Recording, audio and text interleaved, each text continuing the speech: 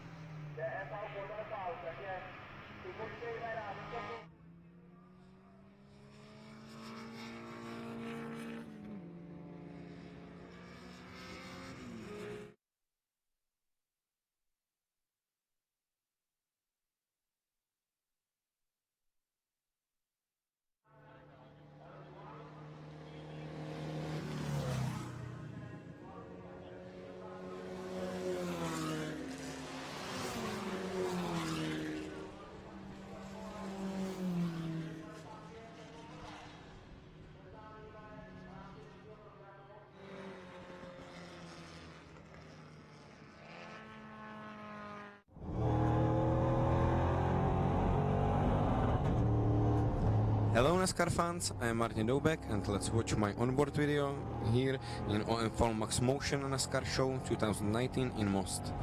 So let's start. The first corner is turn right. It's really difficult to find braking zone here. Second gear brakes, turn right, jump over the curb, use the curb. Full throttle, use the outside curb. Little bit move on inside, full gas, third gear, fourth gear, brake really hard, second gear, jump over the curb, use inside curb, full throttle, jump over the curb again, full throttle, and brake really hard. Second gear, full throttle. This corner it will be really nice for overtaking, full throttle, fourth gear, and we are going to fast this corner. Third gear, brakes, full throttle, use the curb. Now go up to the hill. Brakes. Second gear, use the curb inside. Move to inside. Use the curb, full throttle now. Third gear, use the curb. Full throttle, fourth gear. And we are going to the last corner. It'll be a really nice zone for overtaking. Brake really hard. Second gear. Use the curb. Full throttle. Full throttle. Third gear. Hello Ariana. Full throttle. And here we are. Thank you NASCAR fans. I hope that you enjoy my onboard video. And I hope you will cross fingers for me.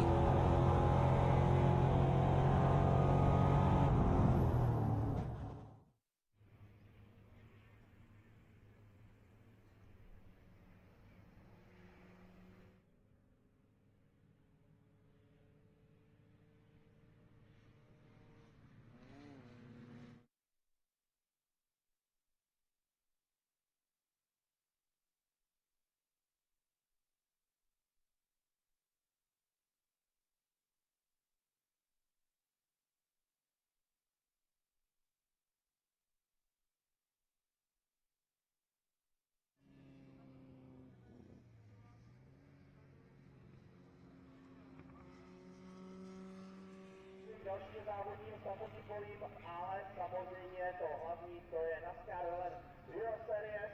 No a teď 9.55 nás čeká první kvalifikace, 10minutová kvalifikace pro skupinu.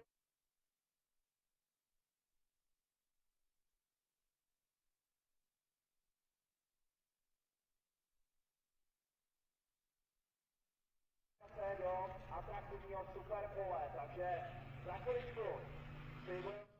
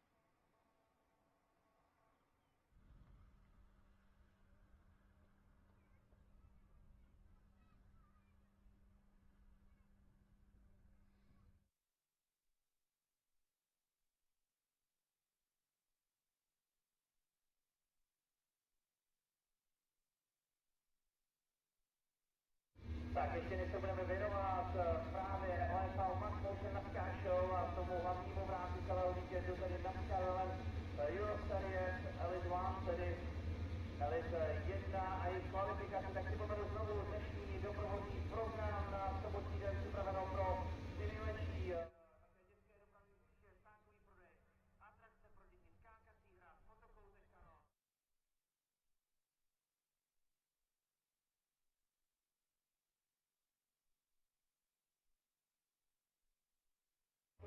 U té první hlavní tribuny na diváckém salu, dále Hot Wheels, což je česká herna, samozřejmě poslední víkend historická amerických vozidel, 13-18 se bude dneska čekat na závodní trati slavnostní defile. Zmiňovaný projekt, tedy spravení vozů Street Connection for Charity. Se jedná o charitativní projekt výstavbu opravných vozů se vzduchovým podvozkem v rámci 4. ročníku Street Connection for Charity,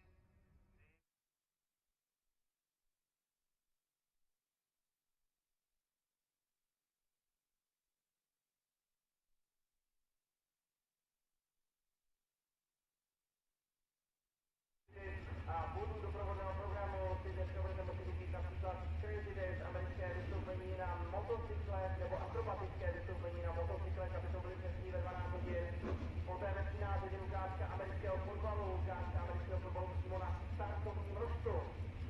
Ve 12:25 Burány Trophy, závody formulí, poté NASCAR Whelen Euro Series.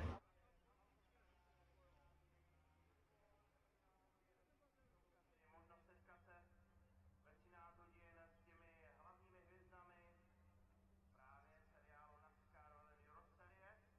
No a nesmíme znovu zapomenout 18:30 i na zmiňovanou avizovanou španělskou americký automobilový vozidel na závodní trávě v rámci právě Franku. Majitelů historických amerických vozidel je nekrolíka toho víkendu odebral maximum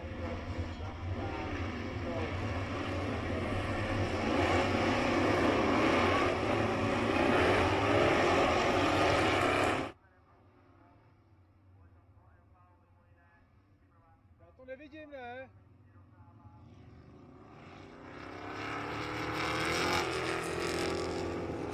the outlap has had 1 pole position but 4 second places.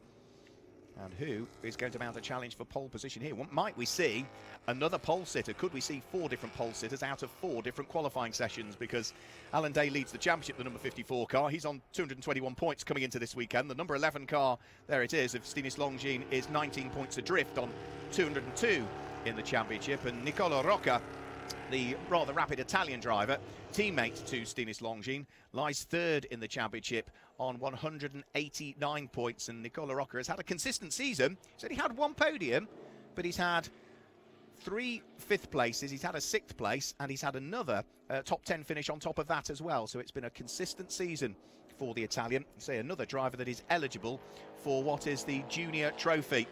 So through and on to the first flying lap goes Stinis Longin, down the straight in towards the braking area for the tight turn 1 and turn 2, very much modelled on almost the Monza chicane, the first chicane at Monza, into the right-hander, slightly tighter left-hand element to it as you then feed the throttle in. Over the curbs goes Stinis Longin, up towards the sweeping turn number 3 and turn number 4, long left-hand sweep at turn 3 and turn 4, continuing up towards the braking area and the flicks at turn 5 and turn 6, where you're back onto the brakes again. Then it gets wiggly again as they head round through turn number 8 and up towards turn number 9 before the 360-degree hairpin at turn number 10, which is where he'll be heading now. And it's important to get a good run coming out of turn 10. Many of the drivers are saying it's all about getting out of some of the key corners quickly and then carrying that momentum through the next fast sections, which is where Stinis Longin is heading now, through turn number 12, up towards turn number 13, and then down another straight before you're onto the brakes at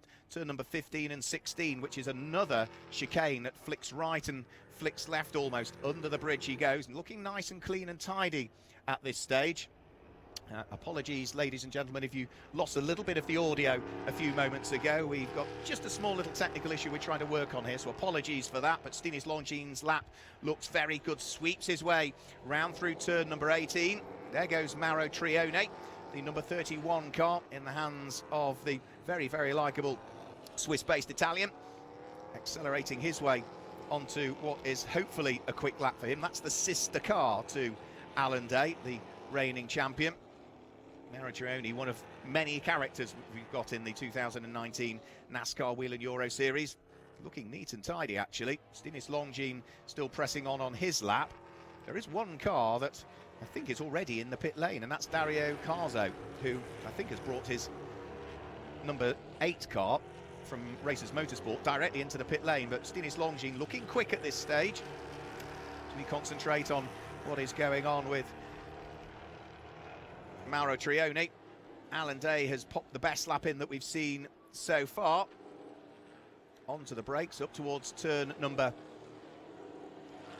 20 and 21 in reality. I think the graphic showed 17 turns, but there's a couple of kinks, and I don't think the graphic shows our corners, but officially 21 corners here at Most around this 4.2 kilometre or 2.6 mile circuit. There is Alan Day. He is quickest in this session so far, 1 minute 43.009. That is a little way off the 141.3 that he posted in yesterday's qualifying session, or free practice session I should say. He has got at the moment a bit of time in hand between himself and the car that is second quickest. Loris Hazeman's running second quickest. I think Henry Tuamala, though, with number 23, has just bettered that time, so I think actually it's Tuamala that's now up to second, and Loris Hazeman's down into third. Alan Day looking as though he's on another neat lap again, though, this time. Runs a little bit wide, though, all over the grass. He's pushing on too much, bounces off the grass, then runs a little bit sideways coming out of the corner as well as the dust gets onto the controlled general slick tyres that they all run. There is Alan Day. He is quickest in this session by almost 0.4 of a second from the number 23 Memphis racing car in the hands of Henry Tuamala, the Scandinavian. Stinis Longin is third quickest, half a second adrift, but this is going to be a slower lap this time from Alan Day.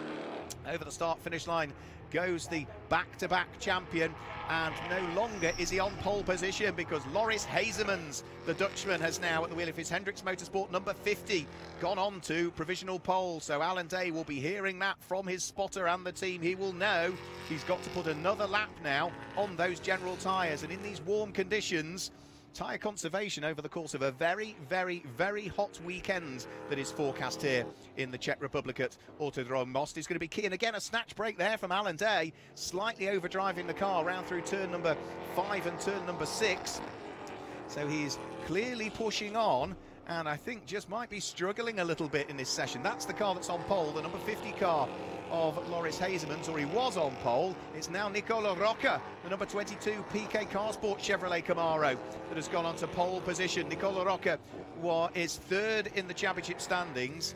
He was only 8th quickest in the combined free practice session yesterday, but for the driver who finished 4th in the standings back in 2016, he's been racing in the NASCAR Whelen Euro Series since 2013 sporadically.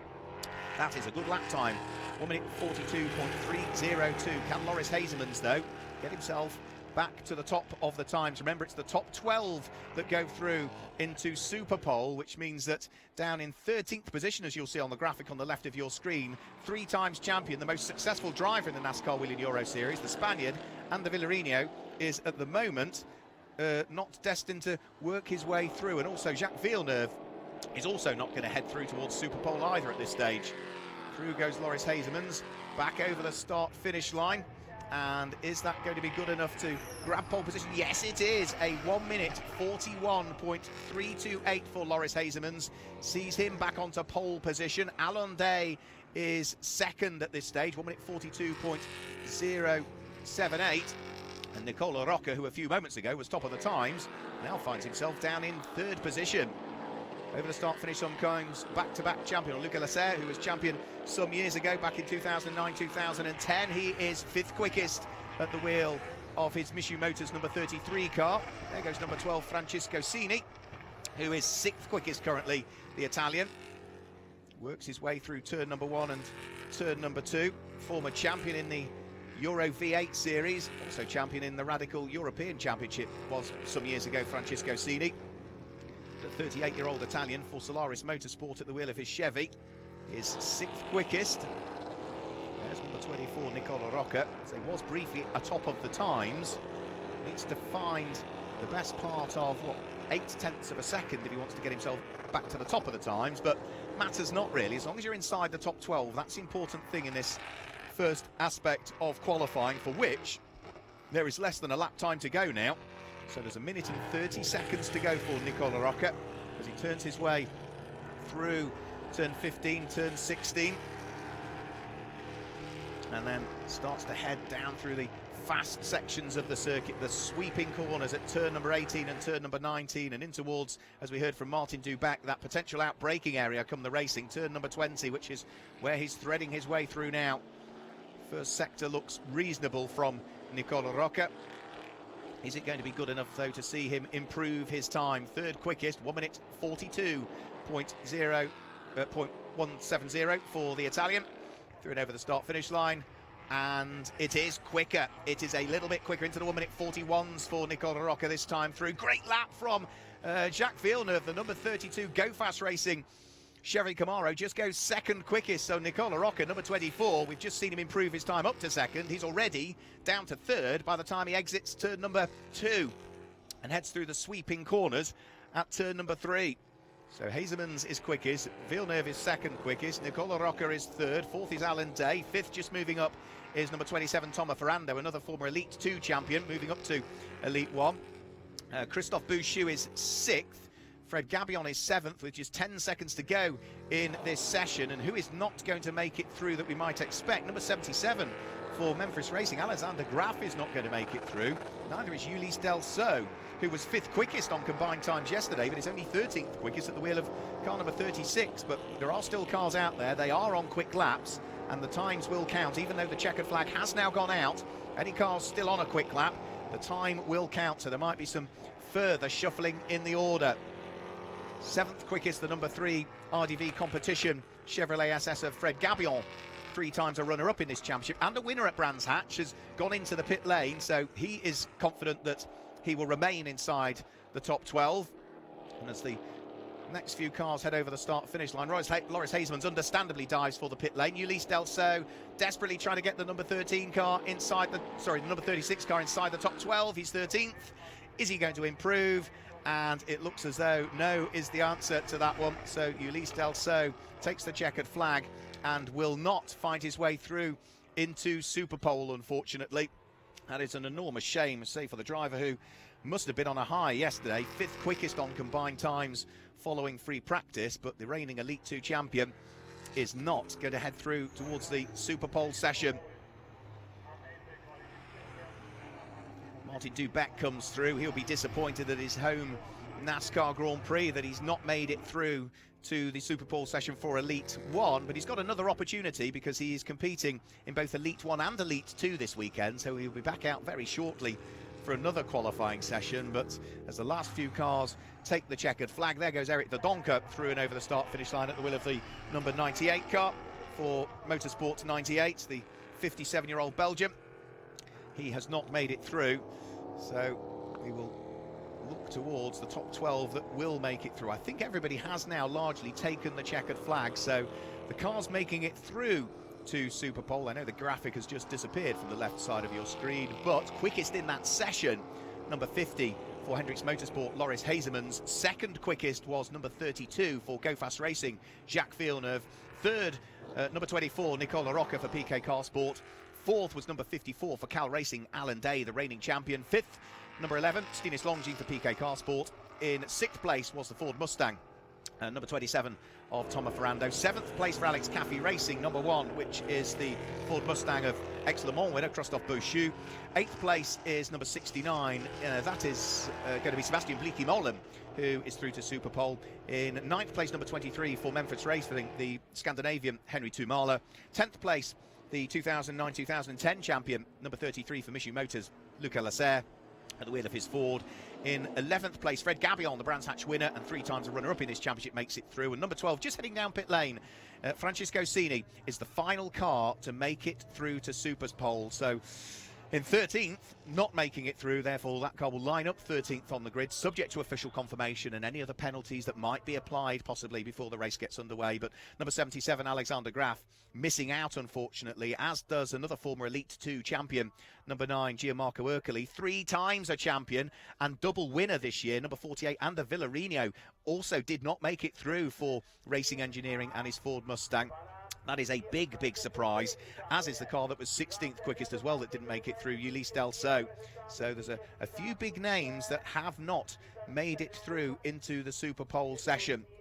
But the 12 that did, the top 12 there on the left-hand side of your screen, are now going to fight it out to decide who is going to start on pole position for the 7th round of the 2019 Elite 1 Championship. Now, for some cars, they will have done more flying laps in that qualifying session than others, and therefore they will now potentially have a bit more life in their tyres to utilise and push even harder come Superpole. And for some of them, it's strategic as well. They complete their Superpole session as early as they can, head down pit road to line up at the bottom end of it so they can be first out into this session that is coming up in a few moments' time. You can see the enormous crowd that we've got here.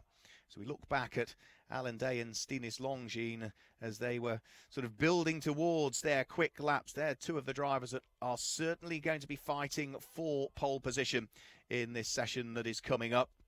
And we look forward to seeing as to whether either of those might start on pole position. Remember, they've both had a pole so far this year. The other pole sitter, Ander Villarino, has not made it through to Superpole. Or might we possibly have a fourth different pole sitter of the 4 different qualifying sessions that we've had? That was Stinis Longines overtaking Alan Day on the outlap that we saw there. Already a big crowd forming here at Most. We gather already that the roads into the circuit are a little busy, to say the least, and this is just the first of 2 days of racing. Others, I think, trying to seek a bit of sunshine, and others seeking a little bit of shade. So the 10 minutes of qualifying are done. Superpole session for Elite 1 will be up in just a few moments' time, and then we will repeat the process for Elite 2. There's Alan Day. You can see him just pushing that little bit too hard as he came out of the corner, ran wide on the exit of it, and then the dirt on the tyres forcing him wide at the next corner. So you can tell there aren't many mistakes you see from Alan Day. He's a very cool and calculated driver, but you can see he was pushing hard on that lap and now found the limit. He will remember that limit and make sure that I'm sure he doesn't go beyond it. So Crowd enjoying the moment and enjoying the sunshine. The cars lining up at the bottom of pit lane with the Hendricks Motorsport Ford Mustang of Loris Hazemans there as the first in the queue, and that is a car that in both Elite 1 and Elite 2 this year has always gone beautifully well, because he shares the car with the Swiss driver Giorgio Maggi, and Giorgio is leading the Elite 2 championship in that car. The vast majority of cars we see out in both Elite 1 and Elite 2. There are a few cars this weekend that are only competing in Elite 1, the likes of Ulysse Delceau and Fred Gabillon for RDV competition. Also Jacques Villeneuve this weekend is on his own. So cars heading out now, ready to take part in the Super Pole session. And this is now just 5 minutes. Well, the outlap, again, remember, takes the best part of 2 minutes. But by the time the cars come over the start-finish line, in reality, they will only get 2 flying laps to try and put in the perfect time that will see them top of the times in this session, and therefore heading towards pole position for the race that takes place later on today here. The Elite 1 race coming up later on today. That is scheduled to start at 1:40 later this afternoon, 1:40 this afternoon, Central European summertime. It will be around 7:40 AM in the morning, Eastern time in the US. So cars heading out for the Super Pole session. Alan Day, say a man who has already had a pole position so far this year. There is the number 3 RDV competition Chevrolet SS of Fred Gabillon. Fred won the second of the 2 races at Brands Hatch at Speedfest 7. It's his only podium visit of the season so far. He's only had 3 top 10s out of the 6 races. Something like a 9th, a 6th and a win. So it's not been a great season for the Frenchman, who lies 8th in the championship standings, 65 points off the championship lead,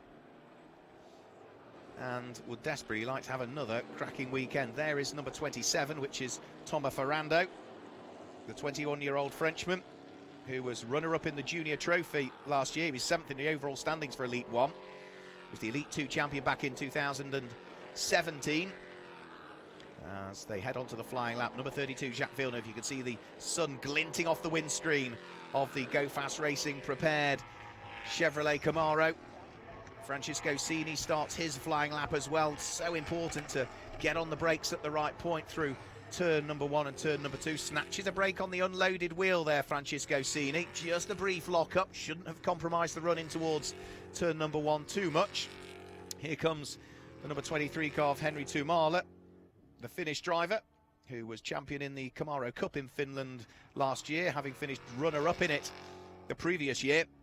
And he has been a very good driver over the course of this season. We saw him briefly last year. He came out at Hockenheim and I think Zolder for the last 2 rounds of the championship, but he has been the man to beat in the Challenger Trophy in Elite 1 so far this year. The Challenger Trophy is for bronze and silver graded drivers that enter the Elite 1 championship, and Henry Tuamala has been doing a chunk of winning in that throughout the course of this season.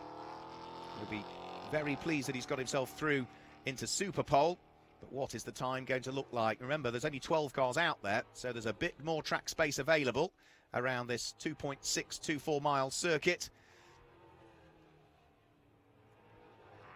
Down through the sweeping part of turn number 14 up towards the braking area for turn number 15 and 16. Underneath the bridge goes Henry Tumala. Nice and neat and tidy out of 16 up towards 17, the right-hand kink again, which is where Alan Day ran that little bit wide.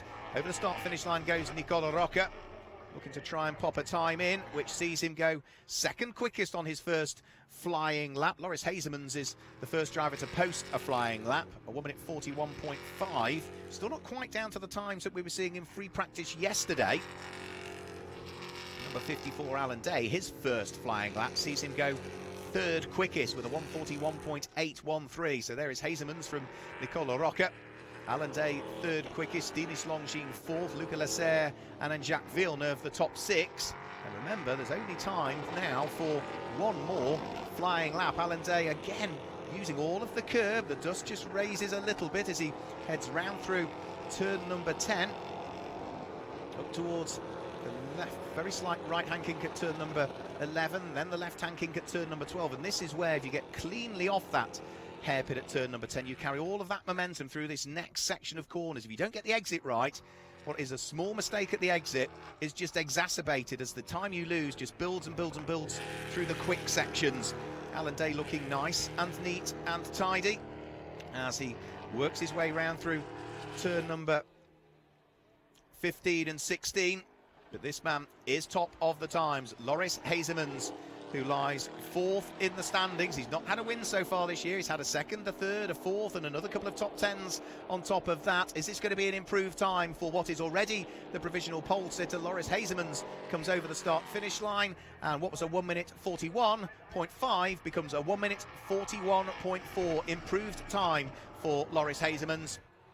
Nice and neat and tidy. And did he get over the start-finish line before the checkered flag? No is the answer, but he's not on pole anymore. Nicola Rocca takes pole position provisionally at this stage with a 1:41.431. If he can hang on to it, that will mean 4 different pole sitters out of the 4 different sessions that we've had so far. And there's only one more car now to take the checkered flag, which is the number 23 car of Henry Tuamala, who is going to be the last car to take the checkered flag. He has taken the checkered flag. He has not improved his time. So Nicola Rocca takes his first pole position of the 2018 season.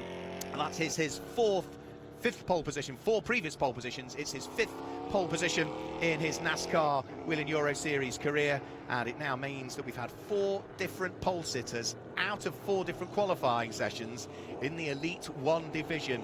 He will be hugely pleased with that. Will the 25-year-old Italian, so used to race in Formula Renault Italy. He finished 4th in the standings back in 2016, which was his last full season in the championship. He was 9th in 2015, but for PK Car Sport and the number 24 Chevrolet Camaro in the hands of Nicola Rocca, he is going to head towards pole position for our Elite 1 race that takes place later on today here at Autodrom Most. The race itself scheduled to get underway at 13:40, but we'll go live on the stream at around about 13:25. So the top 6 rows of the grid then, they're on the left-hand side of your screen. Number 24, Nicola Rocca, fastest in the qualifying session for Super Pole. Second was number 50 for Hendricks Motorsport at the wheel of the Ford, Loris Hazemans. Third quickest, number 54, Alan Day. He'll be a little bit disappointed with that, I would have thought. 4th quickest for PK Car Sport Chevy, number 11, Stenish Longines. 5th quickest for the Go Fast Racing Chevrolet, number 32 of Jacques Villeneuve. 6th was number 33 for Michoud Motors, Luca Lasserre. 6th was number 27, the Ford, also for Michoud Motors, Thomas Ferrando, in 7th place. 8th place was 69, which is Sebastian Bleeky-Molen with his Ford. 9th place for the number 12 Solaris Motorsport Chevrolet Camaro of Francisco Cini. In 10th place, racing this weekend for Alex Caffey Motorsport, is Christophe Bouchou with his Ford. 11th for Memphis Racing, and it's another Chevy, number 23 Henry Tuamala. And 12th, the last of the cars in Super Pole, number 3 is for RDV Competition, the the Chevrolet SS, number 23 of Fred Gabillon. Toyota last year, wasn't it, of course, for Fred Gabillon. So that is the top 6 rows of the grid, and that then completes, in reality, subject to any other penalties that might be applied by the officials, but that now completes the way that the grid will look like. We saw from 13th backwards decided in the first part of qualifying. The top 6 rows of the grid now decided in Super Pole. And we will very shortly see the cars heading back down pit road in the hands of the Elite 2 drivers for what this year is a slightly longer qualifying session for Elite 2. Over the course of the weekend, both Elite 1 and Elite 2 get the same track time, but Elite 2 have slightly shorter races than Elite 1 because they have a longer qualifying session. It's a 20-minute qualifying session for the Elite 2 competitors. And as with Elite 1, after that 20 minutes are up, the top 12 cars go through to fight it out for a further 5 minutes for Super Pole to decide the front 6 rows of the grid. So Nicola Rocca, neat and tidy on his qualifying lap. You can see just how beautifully set up the number 24 PK Car Sport Chevrolet looks as he turned his way through turn number 15 and turn number 16 on a nice, neat and tidy lap, not even needing to use all of the curbs that we've seen some of the drivers doing to pop the quick time in, just running up to the edge of the curbs and then heading down pit road. Delighted, no doubt, will be the team that car heads to pole position for the first time this season. And actually, it means that PK Carsport are the first team this year that have got 2 pole positions, because we saw his teammate, the sister car, Stinis Longines, do that at Brands Hatch. So it's back-to-back poles for the team, albeit different drivers. Stinis Longines at Brands, Nicola Rocca here at Autodrom Most. Well, the cars have been running off the circuit. You can see our officials here at Most now having to do the unenviable task in these warm conditions of sweeping the bits of gravel off the circuit. Those that are maybe on the straights have the opportunity to grab some shade and relax for a few moments before we see the Elite 2 session heading out very shortly. So the Elite 2 session will be heading out very, very quickly. The difference between Elite 1 and Elite 2, if you're not familiar with it, well, Elite 1 is for professional drivers in reality, so those with more experience or absolute pros, and Elite 2 is for the amateur drivers and the gentleman drivers. Now, there are a few that are doing both. We saw the number 7 car of Martin Dubeck lining up at end of pit road. He is doing both Elite 1 and Elite 2 this weekend. Some cars already in the garage, refueling being done there to what is the Team Bleekie-Molen car. Sebastian Bleekie-Molen will be handing that car over to his father, Michael Bleekie-Molen, for this next qualifying session. Michael briefly had a career in Formula One back in the 1970s. It was in 1977 and 1978 when he raced for the Ram and the ATS Formula One teams, having had a very good career back in Formula 3 and Formula 2, working his way up there. So Marshall at the front of the queue of cars, yellow flag in hand. Once the nod is given from race control, then we will get this 20-minute qualifying session underway. Parked in the garage is the number 32 Go Fast Racing Chevrolet Camaro of Jacques Villeneuve. There is no teammate for that car this weekend, so it is exclusively his to have over the course of this weekend. I think that the final bit of sweeping up has been done. Not a cloud in the sky here at Autodrom Most, as the cars are lining up at pit exit, ready to head out onto the circuit. That's another car, the number 98 car, that does both Elite 1 and Elite 2. So actually the first 2 cars in the queue, I think, are the only 2 drivers this weekend that are competing in both divisions. The number 7 car in the hands of the Czech driver Martin Dubeck. Behind him was number 98, which is Eric de Donker, who is also competing in both Elite 1 and Elite 2. And I would imagine in what is quite a physical circuit, there's always something to do. Most of the drivers have said there's no rest period here. From turn 21, the final corner, up to turn 1, the start-finish straight, is about the only opportunity you get to rest as a driver. And in warm conditions, the key to Martin Dubeck and Eric de Donker's success this weekend is keeping hydrated. And in these warm conditions, when you're racing in 4 races over the weekend and the qualifying sessions, then they are going to have to make sure they look after themselves as well. There goes number 2, which is, for this one, Jesse Vartiainen, driver who's also raced a bit like Henry Tuomala that we saw in the number 23 car out. Jesse Vartianen's another driver, the Finn, who's been racing in the Chevrolet Camaro Cup in Finland. Finished 4th in that championship last year. There goes number 77, which is Freddie Hemberg. Another driver from Scandinavia, the 33-year-old Swede. V8 Thunder cars and champion in the Volvo Cup back in 2008. He's also a champion of Formula Ford, was he, many years ago, in the Swedish Formula Ford Championship back in 2002. Freddie Hemberg, who at the wheel of that number 77 car so far this year, has not as yet featured on the overall podium. He just missed out in the second of the 2 races at Valencia, where he finished in 4th position. What can he do in this qualifying session? Can he see himself through to Super Pole again? And are we going to see him mount a challenge potentially for pole position? Well, in terms of the championship standings, Giorgio Maggi leads the championship at the wheel of the number 50 Hendricks Motorsport Ford, the Swiss rookie. Second in the championship, just 4 points off him, is Vittorio Gorelli, who for this weekend has moved teams he had been racing with Racers Motorsport. He moves over to PK Car Sport for this weekend, the Auto GP champion from 2013. There goes Advait Dioda at the wheel of the number 31 Cal Racing machine. That's the Chevrolet SS that we saw Mauro Trioni qualifying in a few moments ago. Advait Dioda moved up from 4th to 3rd in the championship following a solid weekend at Brands Hatch. Got a 2nd and a 6th place in the 2 races there. And the very likeable Indian will be joining me in the commentary box over the course of this weekend. He's scheduled to join me for the Elite 1 race tomorrow. Number 66, Lasse Sorensen, is going to be one to watch in this qualifying session. Might be a relative newcomer to the NASCAR Whelen Euro Series. He first appeared at Franciacorta for round 3 of the championship, but he has been an absolute sensation. Missed the first 2 races, so potentially lost out on a maximum of, 80 points, there or thereabouts, but at Franciacorta, his first ever NASCAR race at the wheel of that number 66 car, he won it. The 2nd ever NASCAR Whelen Euro Series race at Franciacorta, he finished 3rd. At Brands Hatch, after problems, he qualified and started at the back of the grid in the first of the races, but he runs wide, the same spot as Alan Day. He ran wide coming out of turn number 17, so problems there for the Danish driver. I was saying Brands Hatch, he had to start at the back of the grid, and guess what? He won it. 40 points for a race win, but he also took the extra 4 points for gaining the most places in the race. And in the 2nd of the 2 races at Brands Hatch, he won that. So he's only competed in 4 NASCAR races. He's won 3 of them, and one of those off the very back of the grid.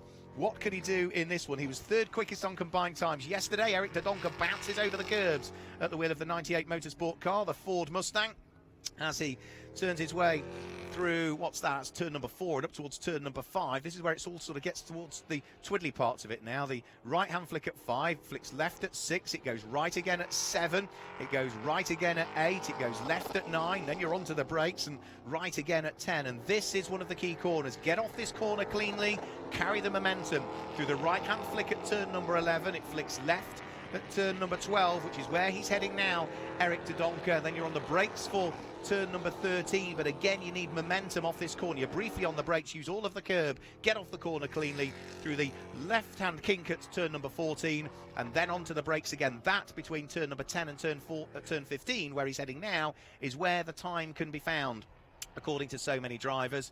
Round through turn 15, turn 16, don't run wide at turn 17 like we saw Alan Day and Lasse Sorensen do, and now carry the momentum through turn number 18, the left-hand kink at turn number 19, and down the short straight into the braking area, as we heard from Martin Dubeck. This will be a good out-braking area up towards turn number 20 come the race. Justin Kuntz is fastest at the wheel of the 99 deck sweat car in this qualifying session. There he goes, the German. He has posted a time of a 1 minute 43.335 to go top of the times at this stage. Sister car to it, Lasse Sorensen for Deck Sweat DF1 Racing, is 2nd quickest, so they are so far 1st and 2nd in this 20-minute qualifying session. So lots of time to find the ideal time, but if you found the time that's going to keep you in the top 12, park it up, save the tyres would be my suggestion to them, because in what is scheduled to be a very warm day today and an even warmer day tomorrow, scheduled to peak at something like 37 or 38 degrees Celsius, then the key to it all is going to be looking after those tyres. If you do less laps in this 20-minute qualifying session on them, it gives you a few more laps potentially to either push on in Superpole or maybe just save those tyres for the racing conditions tomorrow.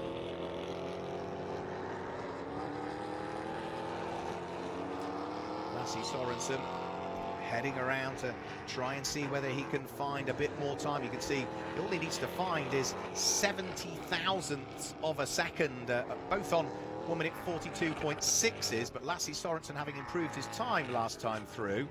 I would imagine Justin Kuntz is now looking to see whether he can further improve. 1 minute 43.335 was top of the times for the 2nd flying lap. Other drivers have gone quicker, so it's actually the championship leader, Giorgio Maggi, tops the times at this stage, and Lasse Sorensen looking to try and find just 70 thousandths of a second to see whether he can go back to the top of the times. Looks neat and tidy lap this time through from Lasse Sorensen. Martin Dubeck at his home Grand Prix, of course. Remember, the first ever Czech NASCAR Grand Prix. is third quickest. But Lasse Sorensen looking to try and see what he can do.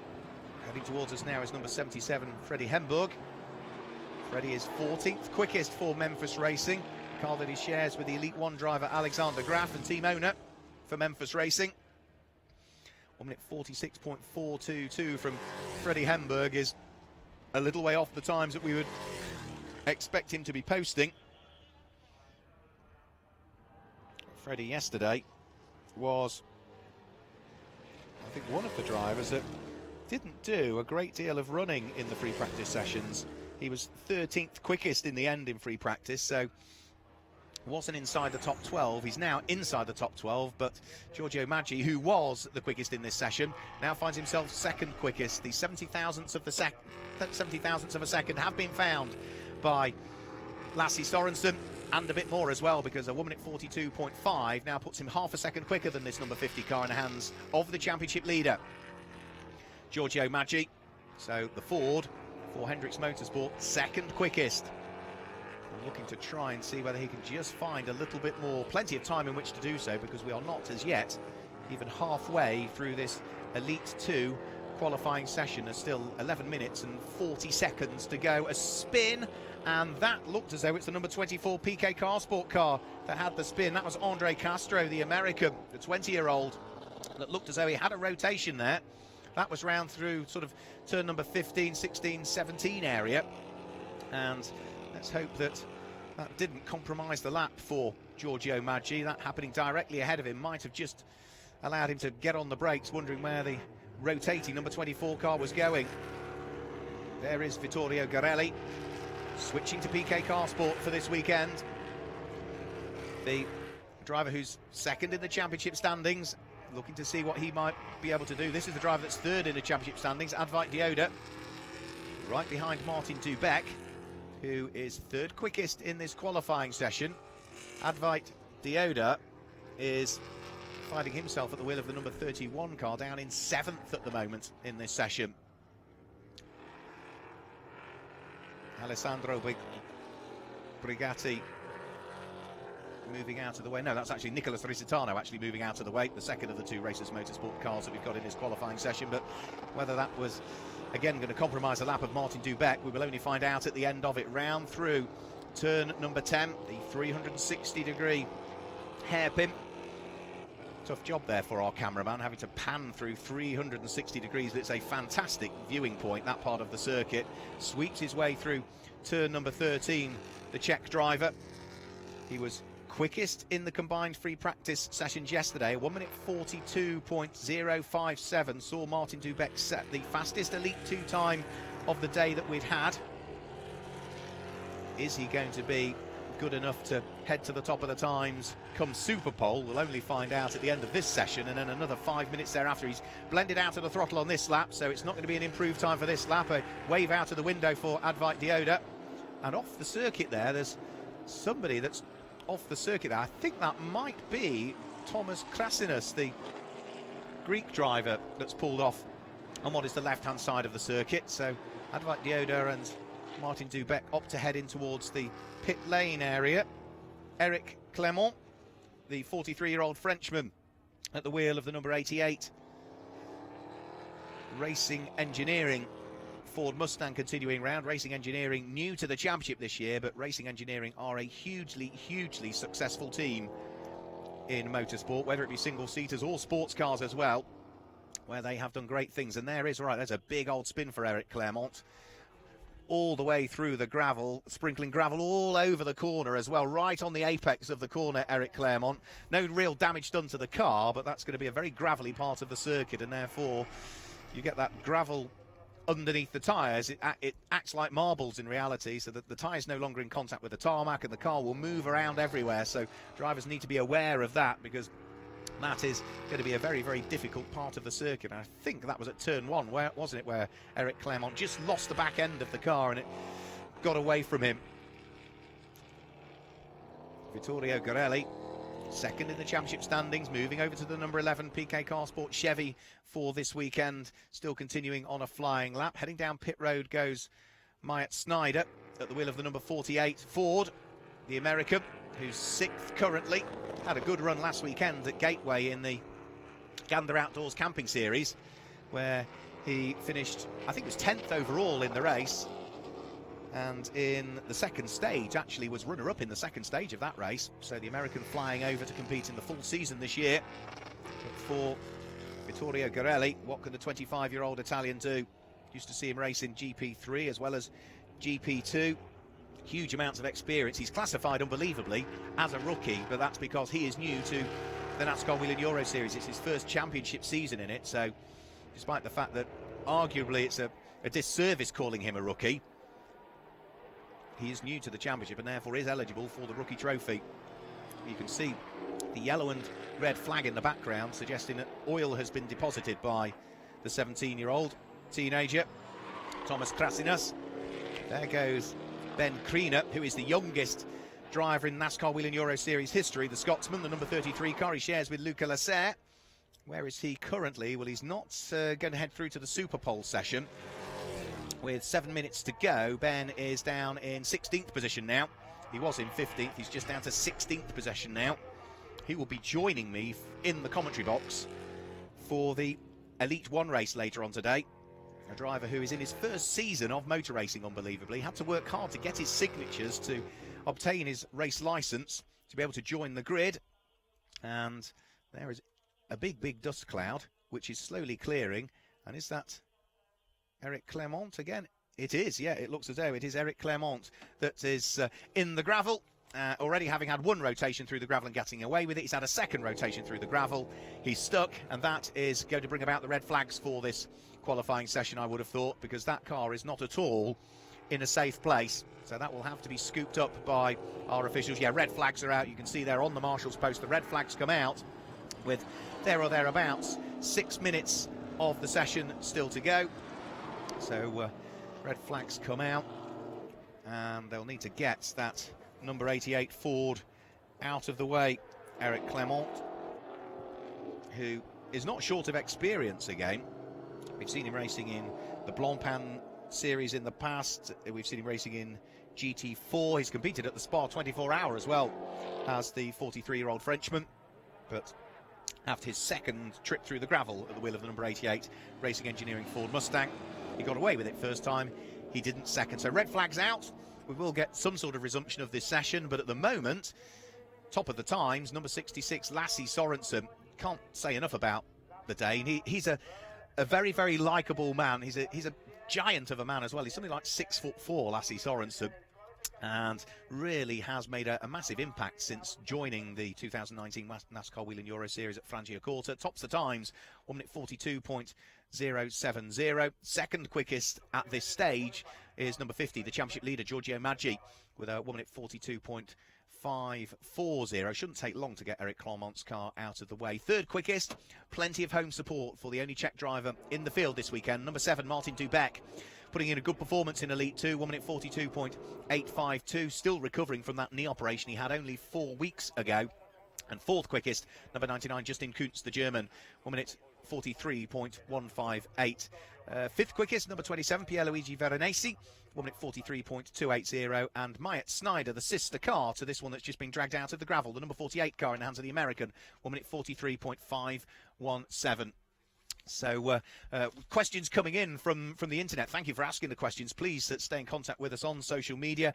How many laps for the race today? Well, for the Elite 1 cars, they will have a 17-lap race. Doesn't sound many, but remember, it's a 4.2 kilometre circuit, or 2.6 miles, so that's still 71.5 kilometres. So for Elite 1, 17 laps they will have. For Elite 2, it is a 14-lap race. That's the same for both today and tomorrow, so the race distances do not change from Saturday to Sunday. 17 laps for Elite 1, 14 laps for Elite 2. Thank you. I hope that answers your question. So, a bit more clearing up being done. We've got Eric Clermont's car out of the gravel. Not entirely sure what happened to the car of Alex Caffey Motorsport driver Thomas Krasinis.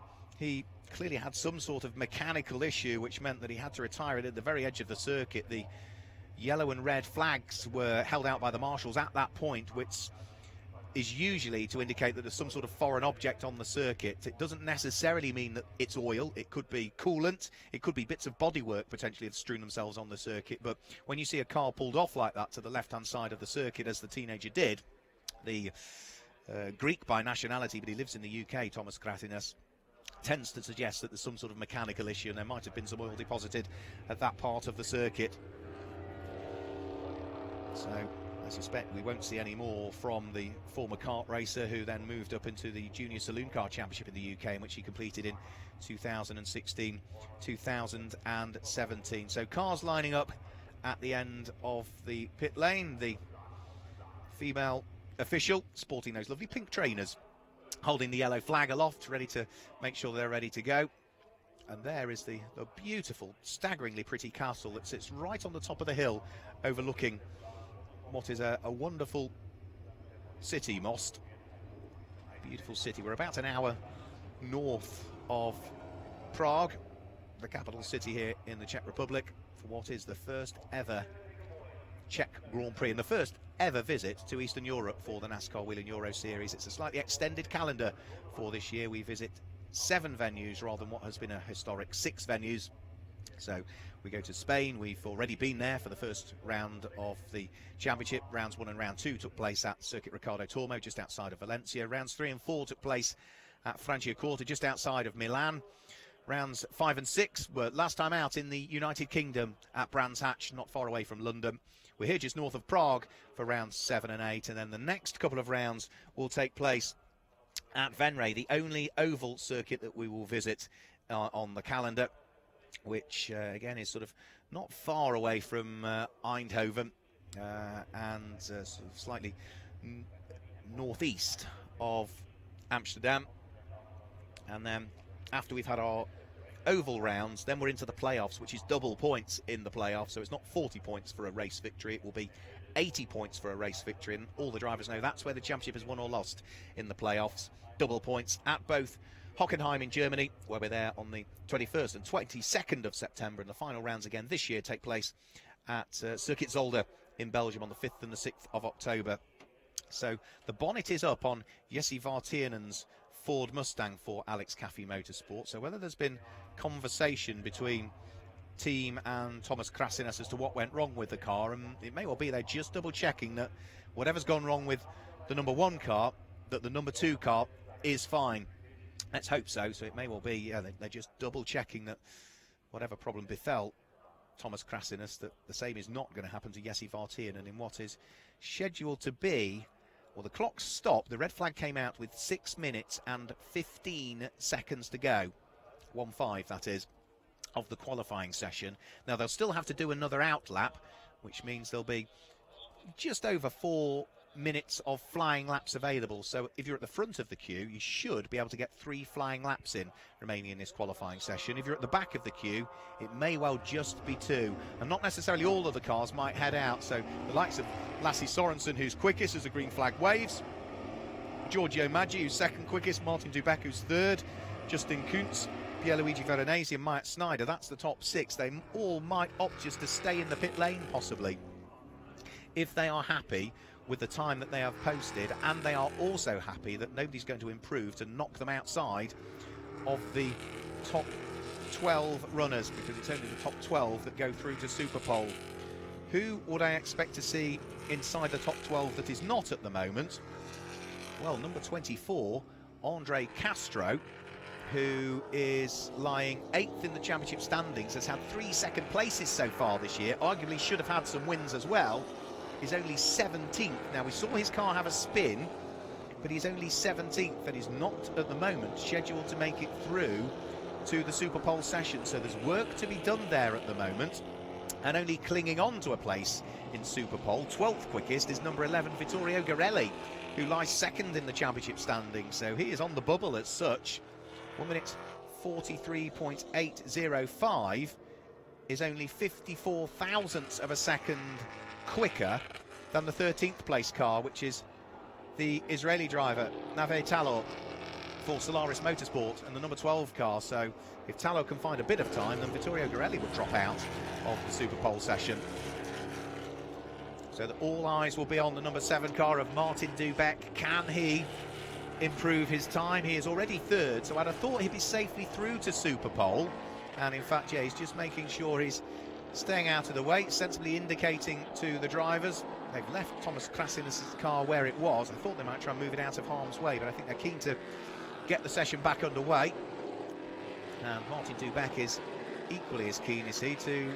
Yeah, he's done an outlap, he's coming back in again, so I think maybe the team have said to him, look, you know, let's park the car up for the moment. Looks as though you're safely through to Super Pole. Is there any need to take any more wear out of those tyres? Ian-Eric Varden over the start-finish line, the very rapid finish driver, another rookie to the championship, but another driver with huge amounts of experience. He was runner-up in the V8 Thundercars and Camaro Cup Finland last year, former champion in the Ferrari Challenge in Scandinavia, 54-year-old Finn, who will be joining me in the commentary box later on throughout the course of the season. The deal is done as such. A driver who has actually previously commentated on motorcycle racing, he was telling me some years ago, Ian-Eric Varden, so we'll be delighted to have him in the commentary box for one of the rounds. I'm not going to say which one, we'll keep you guessing later on throughout the course of this season. The number 9 car pushing on, which is the teenager Alessandro Brigatti, another rookie to the championship this year. Another teenager, the 18-year-old Italian out of FIA CIK Karting. Also did the FIA Karting Academy back in 2014. Number 9 car at the moment is 7th quickest, 1 minute 43.520, the quickest that we've seen that Racers Motorsport Ford Mustang go. Neat and tidy. And he is no longer on his outlap, so this is a flying lap for Alessandro Brigatti. Are we going to see an improvement? You can see the car sort of twitching under power as he tries to get the throttle on as soon as possible, coming out of turn number 20 up towards turn number 21, uses all of the curves but doesn't run any wider than he ought to have done. Are we going to see an improved time for Brigatti as he comes over the start finish line? I'm not sure we do. No, that was no improvement for Alessandro Brigatti. There is an improvement though for Advait Deodat, who now moves up to 4th quickest car, number 31 for Cal Racing, with 2 minutes to go. So any cars heading over the start finish line now have potentially got time for 2 flying laps. They're slowing out on circuit now. Is that the number 27 car? Difficult to tell at this. Yes, it is. It is the number 27 car of Pierluigi Veronesi.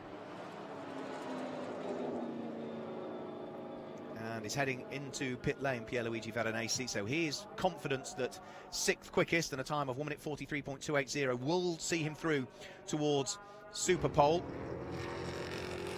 So in other words, the cars behind him all the way down to 12th place, and Eric de Donker are not going to find half a second from somewhere in what is now remaining 1.5 seconds. Big snatch break there from both Ben Kriener and Eric Clermont. That was heading round through turn number 5 and turn number 6.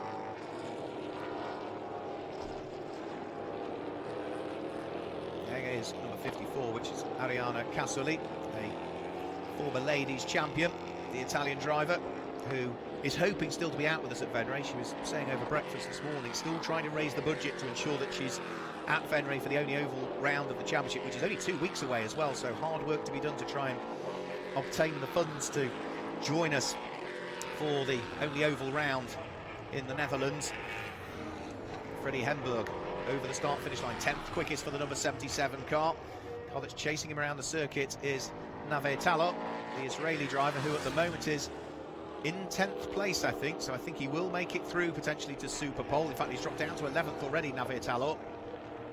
Myatt Snyder at the moment is 13th, so isn't going to head through to Super Pole. Myatt Snyder, that would be a huge disappointment. He is jointly 5th in the championship standings. Both Lassie Sorensen, Myatt Snyder and Justin Kuntz are all on 158 points coming into this weekend, so it couldn't be any closer for 5th.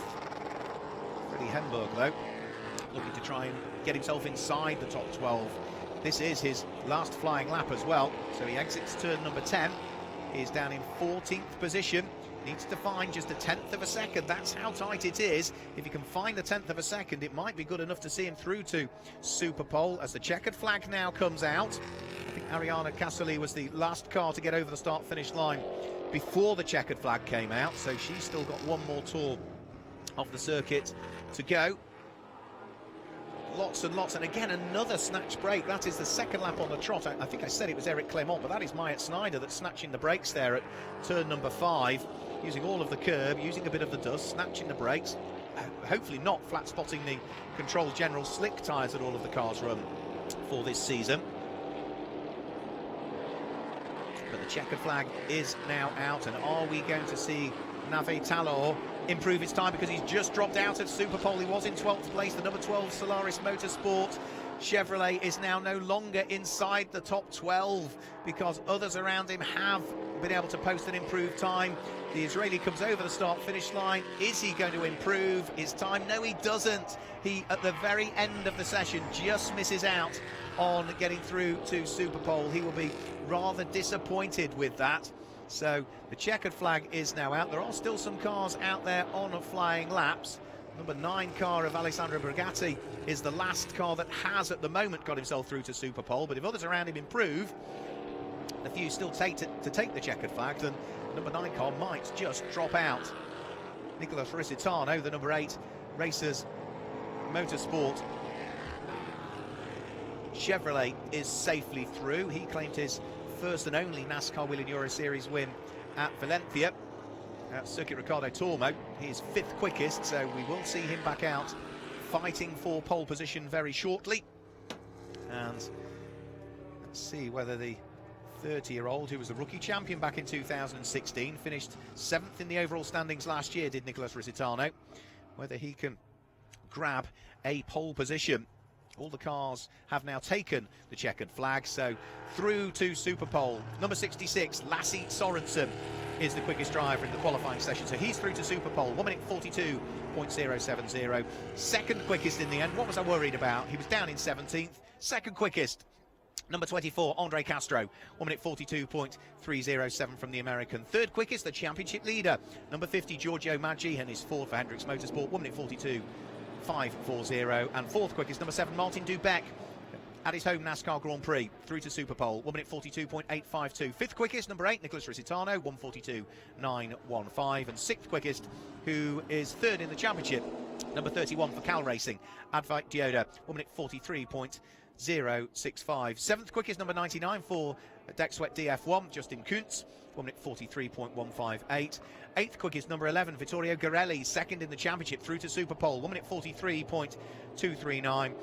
Ninth quickest, number 27, fourth in the championship, Pierluigi Veronese, 1 minute 43.280. And 10th quickest is number 98, Eric Dodonka, having just competed in the Elite 1 qualifying session. He's through to Super Pole in Elite 2, 1 minute 43.307. The last two for Super Pole, number 9 is Alessandro Brigatti, 1 minute 43.382. And the last car through to Super Pole is going to be the number 2 car of Jesse Vartiainen, who makes it through as the last car into the Super Pole session for Alex Caffey Motorsport, the Finn, with a time of a 1 minute 43.420. So those are the top 12 cars that head through to the Super Pole session to fight it out for the front 6 rows of the grid. And other cars that we would have expected to see through to Super Pole but haven't done so, or the big surprise for me, 14th quickest, number 48, Myatt Snyder for Racing Engineering, has not made it through. He has finished second once so far this year. Arguably, again, could have had a race win had it not been for contact and a spin between himself and Andre Castro at Valencia. He's finished in the top 10 in every race, bar the one at Valencia, where they ended up making contact at the very final corner. But the American, who lies jointly 5th in the championship standings, has not made it through to Super Pole. And another surprise for me, who's not made it through, only 15th quickest, is number 77 for Memphis Racing, Freddie Hemberg, is another driver who has not made it through. So he finished in 3rd place at Valencia. That was his only top 10 finish of the season, actually, as he finished in that position at Valencia. But he has not made it through, unfortunately. So the crowd ready for what will be 5 minutes of Super Pole coming up shortly. The recovery of the number 1 car of Tom Krasinas is in the process of being made, I gather, under investigation for contact number 2, Jesse Vartiernen, and number 70, Mirko Schultes. Now, we didn't see anything on screen, but clearly something happened between the number 2, Alex Caffey Motorsport Ford Mustang in the hands of the Finn, and the number 70 Chevrolet SS from Mishu Motors in the hands of the 54-year-old German Mirko Schultes. But that wasn't something that we saw on the screen. That's just information that's found its way to us from race control. So a bit more sweeping up being done. A mixture of the spins and cars having issues and picking up gravel. The number 1 Alex Caffey Motorsport Ford being lifted onto the back of the flatbed recovery unit. And there you can see Thomas Krasinus is just about to clamber into the cab. The white overalls of Thomas Krasinus clambering into the cab, ready to bring the car back into the paddock area. It shouldn't take long, actually, for that car to find its way back in on the back of the flatbed recovery unit, because it was at the exit of turn number 18 where it had the problem. So it's only sort of a quarter of the circuit, really, that the truck needs to head around before it can find its way into the pit lane area. So we should be good very shortly to get this 5-minute Super Pole session underway. Now, again, a bit like the Elite 1 division that we saw earlier on, we have had, of the 3 different qualifying sessions so far that have taken place for Super Pole, 3 different pole sitters. Mayat Snyder, who has not made it through to Super Pole, was on pole position at Valencia. Florian Venturi, who is not racing this weekend, managed to grab the pole position in the Super Pole session at Franciacorta. And last time out at Brands Hatch, it was Andre Castro, the American driver, who grabbed pole position. So again, 3 Super Pole sessions in, 3 different pole sitters in Elite 2. Could we do like we've just done in Elite 1 and make it 4 different pole sitters out of the 4 sessions? Well, we'll find out very, very shortly as to whether, a bit like Elite 1, 4 different pole sitters out of the 4 different sessions. That would be the case if the likes of Lasse Sorensen or Giorgio Maggi or Martin Dubek qualified on pole position, and such is the momentum that Lasse Sorensen has had since joining the championship in Italy. You wouldn't bet against that, but Martin Dubek has got home advantage this weekend, the Czech driver for Hendricks Motorsport. So a huge amount of support for him. Family supporters, family and friends and sponsors all heading towards this part of the Czech Republic to support the local driver this weekend. So there are the cars lining up in the pit lane area, looking to see as to who is going to head towards pole position. There is the number 31 car of Advait Dioda, so he's joining me in the commentary box later on this weekend. The number 11 car, Vittorio Gorelli, this weekend. So that's a car that we've seen various drivers driving. We saw that in the hands of Freddie Nordstrom at Brands Hatch, the number 11 PK Carsport car. Bert Longines, Stinus Longine's father. Stinus races that car in Elite 1. His father's raced it in Elite 2 so far this season. So I think that will make Vittorio Gorelli the 3rd different driver that has driven that car in the Elite 2 division so far this season. There is Pierluigi Veronesi, who has had a solid season. The number 27 car in the hands of the Italian, lying 4th in the championship standings, Pierluigi Veronesi, but he's not had a podium so far this year. He's not even had a top 6 so far this year. It's consistency for him. He has had 4 top 10 finishes and has finished in the top 15 in all of the races. So he's just scored solid points all season and has been Mr. Consistency at the wheel of that number 27 car. So green flag waves, 5 minutes of Super Pole underway. We gather the investigation has been made into the contact between the number 2 car, which was in the hands of Jesse Vartiernen, and number 70 Mirko Schultes, and the 2 best laps for Jesse Vartiernen have been cancelled for avoidable contact, so that will shuffle the grid order. So Vartiernen loses his 2 best laps, and it'll be interesting to see actually where that puts him on the grid. Thankfully for Elite 2, it's a 20-minute qualifying session, so you get more laps in. Had that been an Elite 1 driver that got his best 2 laps cancelled, that could have had a very, very large impact on the grid.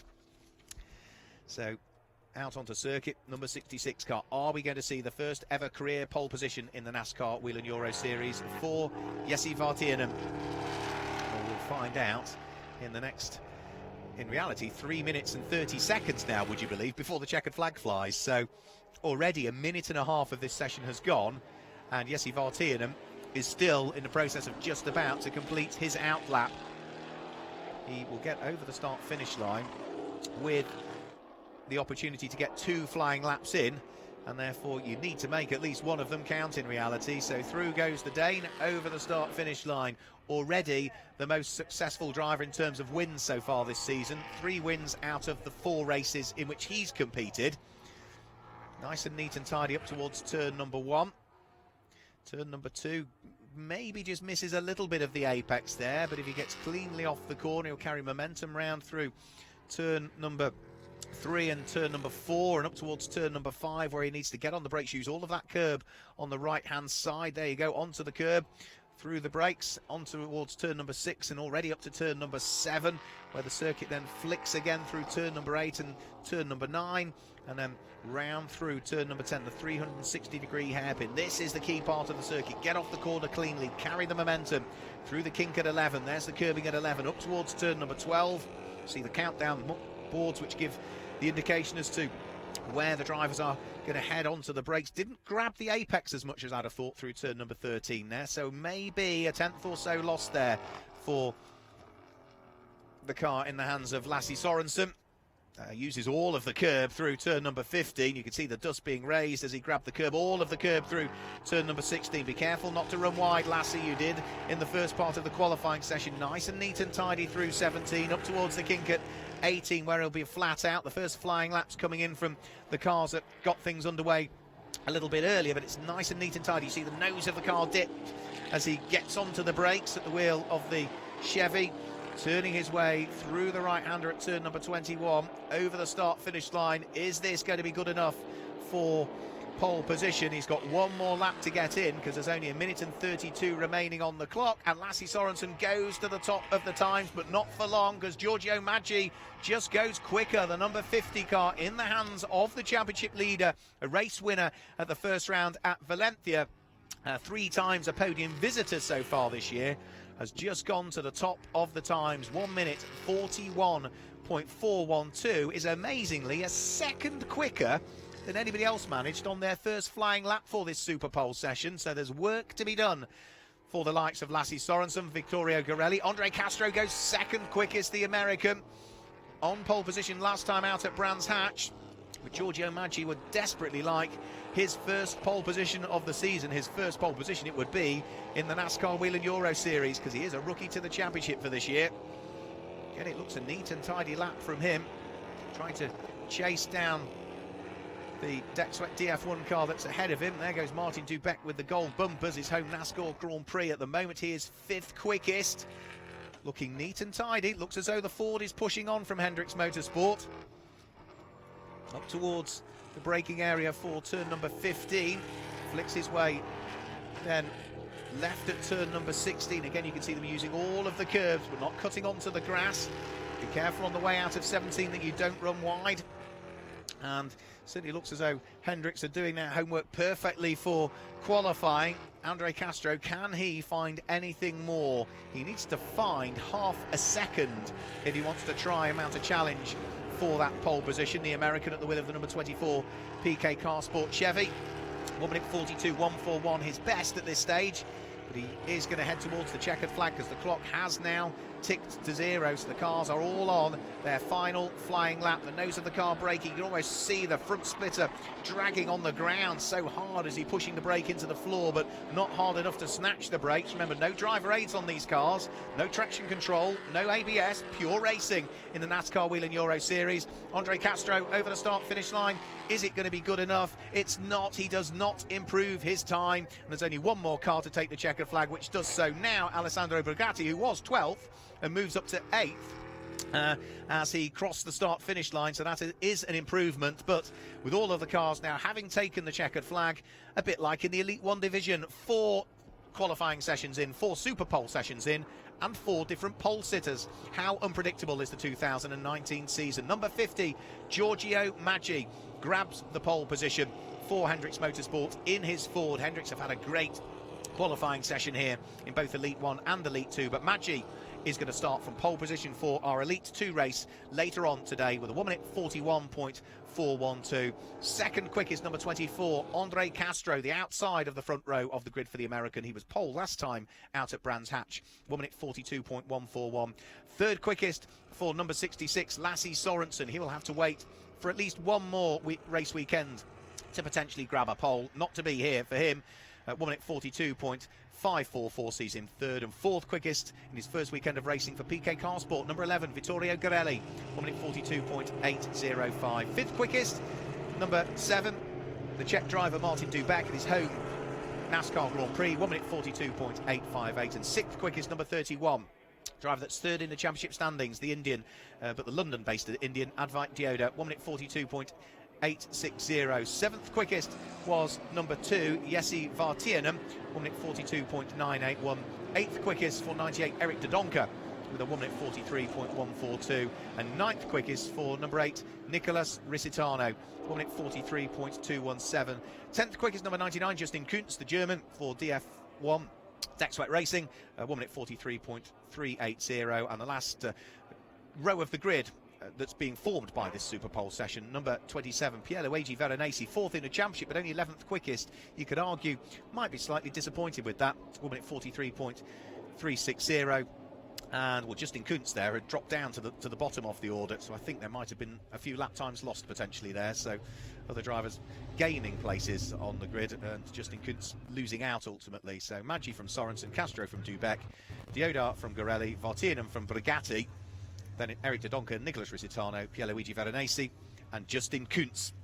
That then is the front 6 rows of the grid, subject to any other amendments that might be made before we get our Elite 2 division race underway. Now, the stream for that is scheduled to go live at 16:45 Eastern European summertime. That means that it's going to be 10:45 Eastern summertime in the US. The race itself gets underway 20 minutes or 15 minutes after that, actually, at 5 o'clock local time here in Central Europe, which means that it's going to be 11 a.m. in the morning Eastern time in the US. So the crowd's still all busy enjoying the action, not just from the qualifying sessions and from the Super Pole sessions of the NASCAR Whelen Euro Series, but also all of the support racing and all of the other things that go on behind the scenes here at Autodrom Most. They're also enjoying the weather as well, because it has so far been ideal weather conditions for spectating. The drivers maybe argue otherwise, that it's getting a little bit warm in their cars. But that's it for the moment from Autodrom Most. Don't forget, join us later on today when we will see the Elite 1 race get underway. We are scheduled to go live with the stream at 13:25 Central European summertime. If you're watching in the US, thank you for joining us and getting up very, very early in the morning for the qualifying sessions for Elite 1 and Elite 2. But you can go back to bed now for a few hours. We go live with the stream at 7:25 a.m. Eastern summertime for our Elite 1 race later on today. So from Autodrom Most, that's all from the moment. We will see you later on here for the Czech Grand Prix.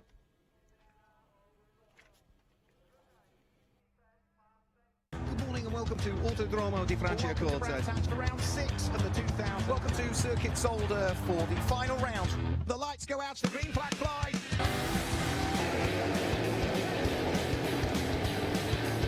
It's all very tight up towards turn 1. Oh, it's close and there's contact.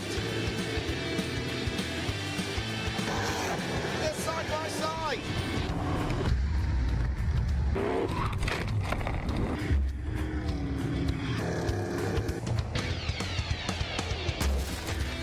When the checkered flag falls and the race is done, there's always time for celebrations.